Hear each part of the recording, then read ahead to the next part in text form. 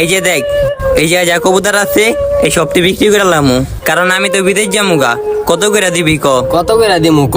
এখন তো দেহছি কবুতার দাম কমে গেছে, তুই ক একটা। কবুতরটি তো তোর থেকে কিনছি, যে কয় টাকা দামে কিনছি ওই কয় টাকা দিয়া দে। দূর ও বেটা, সেটা আমি তো কবুতারের দাম বেশি আসলো, এখন তো কবুতারের দাম কম, তোর সব ঠিকাই 2000 টাকা দিয়ে দিমুনি। এটা তুই কি কইলি?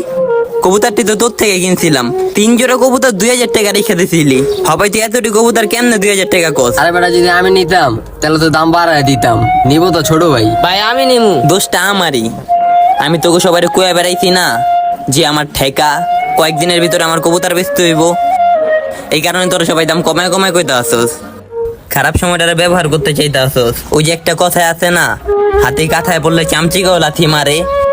খারাপ সময় এলে ছোট আর বড় নাই, সবাই সময়ের ব্যবহার করার চেষ্টা করে। যাক, এখন আমার আর কিছু করার নেই, সময় শিকার আমি।